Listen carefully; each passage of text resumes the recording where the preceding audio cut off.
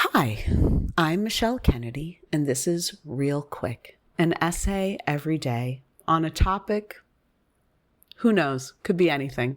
Today's topic is my large family and a little bit about large families in general.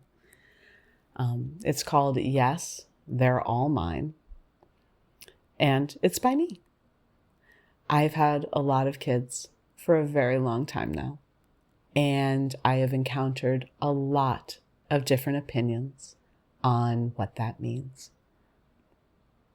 A lot of the time, I get a congratulatory sentiment along with, I wish I could have had more. I wanted to have 4. I wanted to have 6.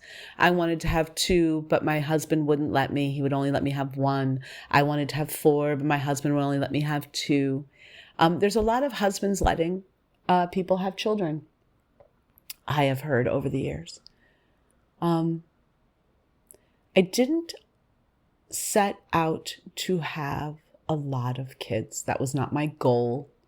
I did not wake up and say, okay, I've had 2, now I'm going to have 8. That is not how it happened. Eventually, everyone came along in their own time. I did not have any twins.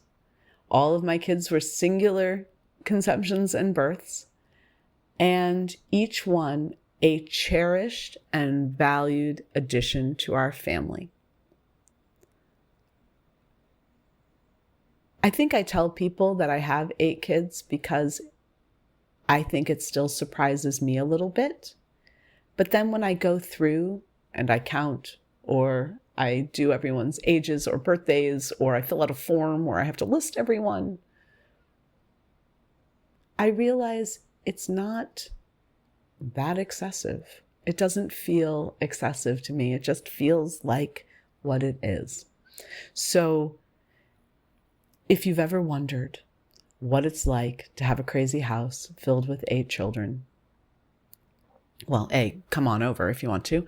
B, know that it's as easy as it is for you to have 1 or 2. It's as easy as it is for you to take care of your dog. It is as easy as it is for you to do whatever the things are in your life that make you happy and make you feel relaxed. I am relaxed in a house full of children. I am confident in my ability to care for them. I do not need my older children to take care of my younger children. And I never have. But it's been a delightful journey. The active parenting portion of my life is kind of nearing its conclusion in a weird way. My youngest is now in middle school, so my need to be around the same way has diminished quite a bit. And it's sad, but it's also kind of cool. 32 years is a long time to have a career in anything. So this has definitely been a long, long journey for me. Anyway, I hope you enjoy this essay. I had a really good time writing it today, and I'm really happy to share it with you. If you want to contribute an essay, please feel free to contact me through the website, mishkennedy.com, real quick. And I would love to hear from you. Enjoy today's essay. Yes, They're All Mine by Michelle Kennedy. Are they all yours? I used to get this incredulous question often in the old days, or at least my old days, back in the 1990s. I always wanted to answer something like, no, this one I found by the side of the road and this one won't leave us alone. But I think that stuff is probably funnier in my head.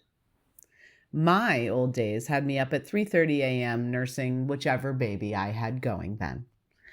I've been actively mothering for 32 years now. I have 8 kids, and while I have never had all 8 living under my roof at one time, Matt, the oldest, was 21 by the time Annie, the youngest, was born. I know what it is to corral 4 or 5 littles at a time into a fair, a store, any event anywhere, actually. I know what it is to live with a teenager or 2 or 3 at a time while simultaneously changing diapers and wearing kids on my back. A woman I don't know recently wrote an article in the New Yorker, I think, about women who are well educated and who have a lot of kids. Basically, it was, why would you do that? I haven't gotten to read it yet because it's behind a paywall, but I found myself sadly lingering in the comments section on Facebook.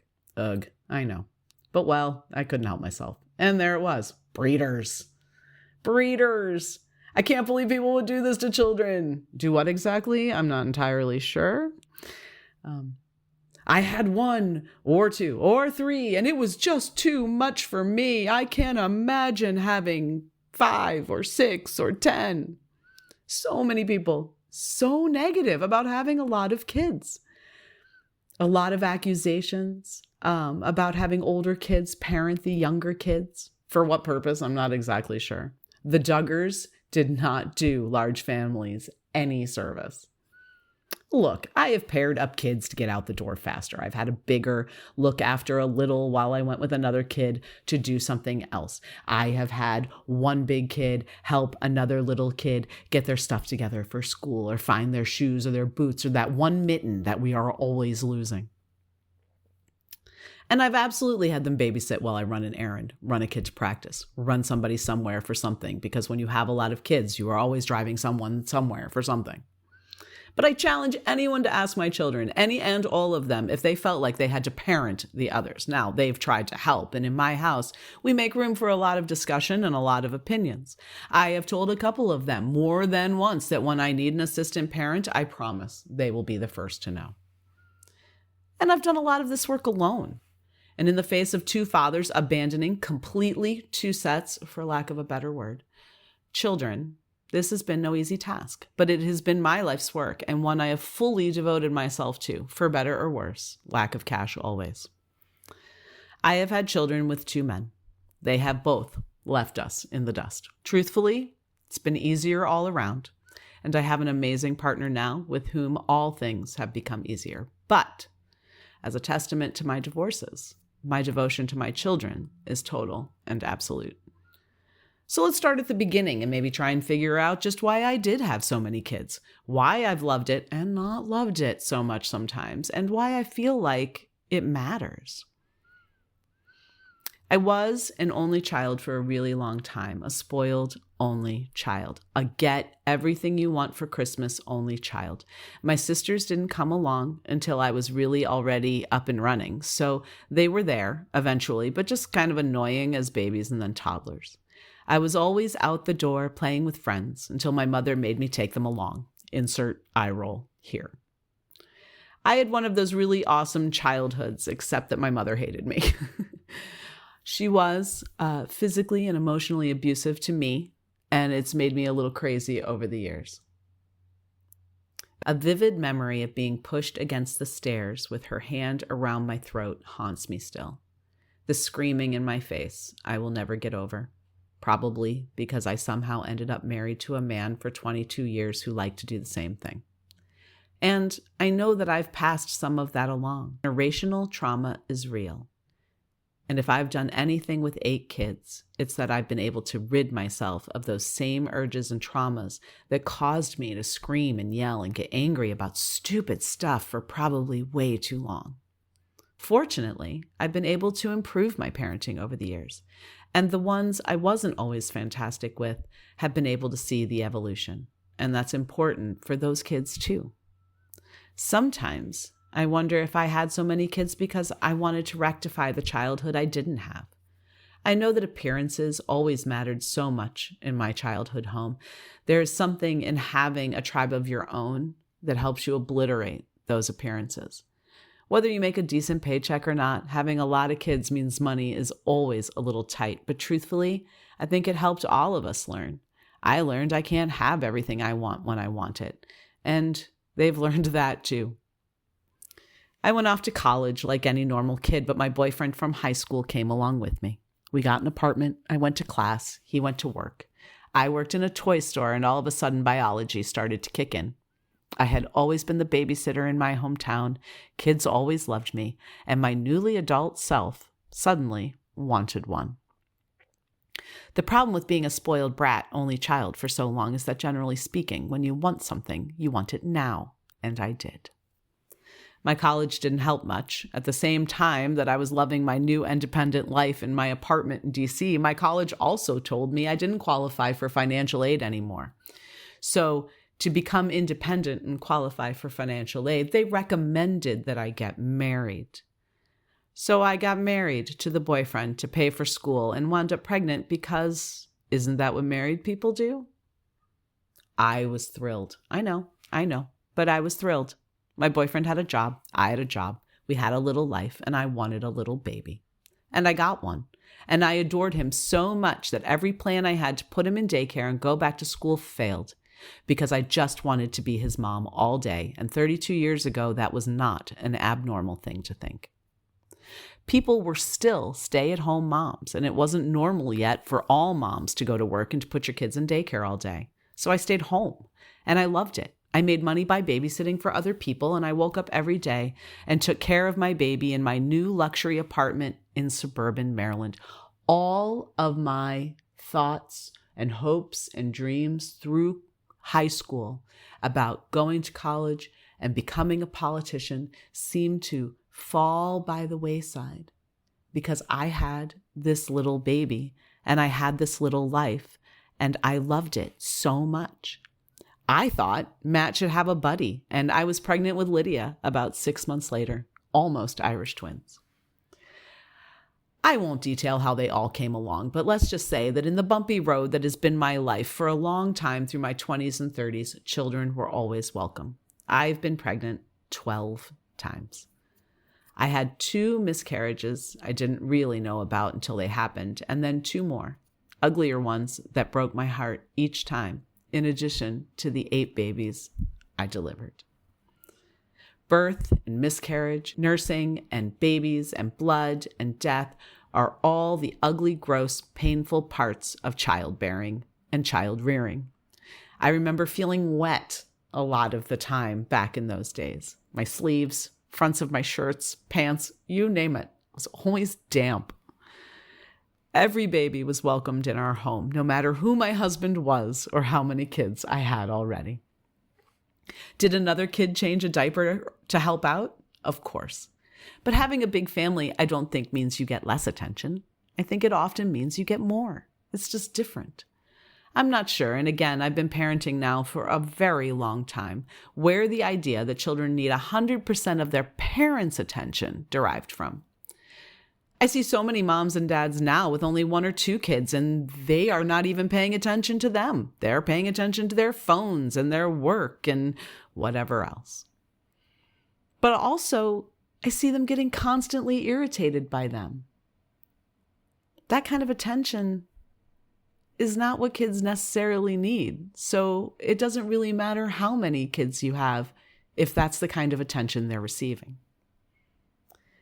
In my old days, when there were still lots of littles pushing cars and trucks and noisy things around my house, it does end, by the way, and it is sad when it does. It was awesome back then to be able to grab the 10-year-old or the 12-year-old and say, hey, take the 3-year-old outside and play a bit before dinner, or have a kid walk another kid to a playground during a game we had to go to for yet another kid. But we were always there at the games and the plays and the events. Do you know how cool it is to have an entire row devoted to you when you're in a school play in the 4th grade? Do you know how cool it is to have an older sister who now lives in Las Vegas and can send you a plane ticket and have you come out for a week? Do you know how great it feels as a mom to be able to put your child on an airplane and send them to your daughter, who you know is going to love them and take care of them the whole time they're out there, and they're going to have this amazing time, and you don't have to do anything except just trust it'll all go well? My own mother did not enjoy family, at least not when I was little. She didn't like grandparents coming over, although my granny did, and I thank God every day for it. We didn't visit our cousins, and so I don't have close connections with the family I grew up with. But I made my own. My grandson now lives with us, and he went from only child to one of many pretty quickly. The transition has been interesting to watch. I was worried it would be overwhelming, but he now has so many people he can go to. Need a ride to a store? Want to go to the playground? Well, Grammy might have to work just now or go to Kira's volleyball game. But there are 3 other people around with cars, and they can do it. Every child in my house has their own room.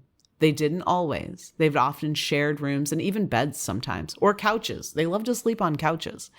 But they do now, and they are all growing up, the youngest being almost 12. And still, even with their own space, every night they migrate downstairs and we watch TV together or play games or talk and talk and talk.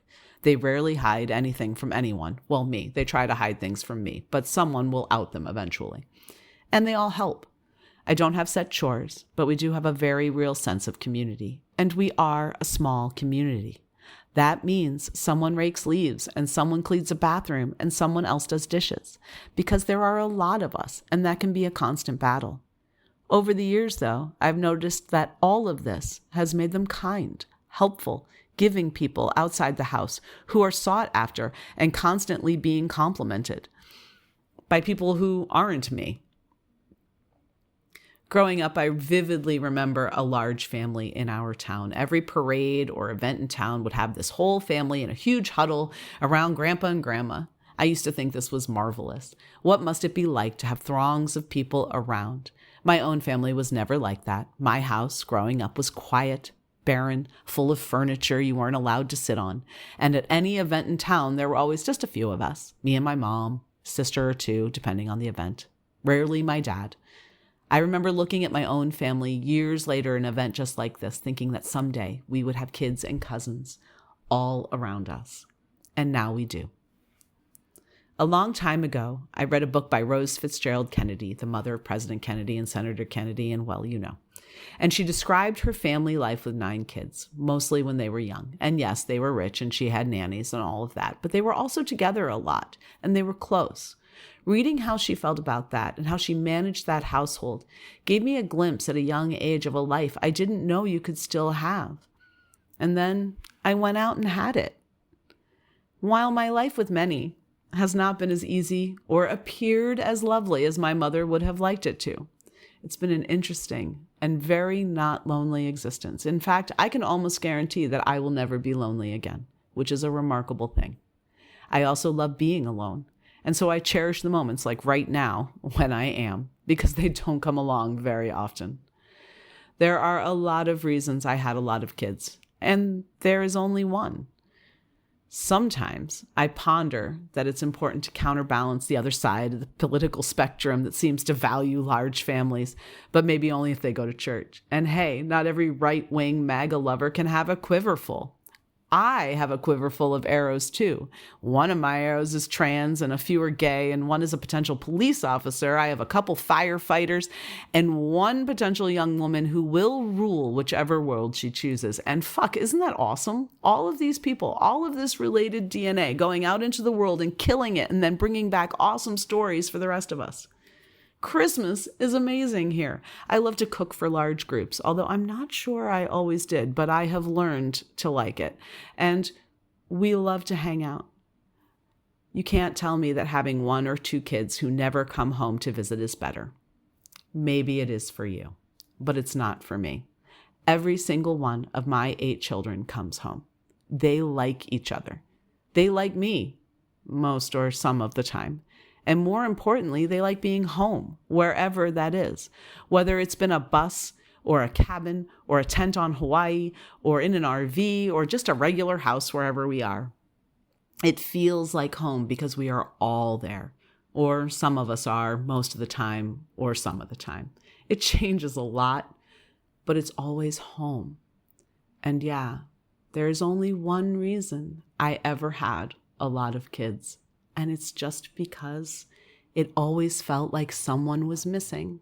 And then when I had them, it didn't feel that way anymore. I am happy to say that at the age of 52, it no longer feels like there is someone missing. I feel very complete in my family and my life. And the only real reason to have a whole bunch of kids is because you like kids. And I like mine an awful lot.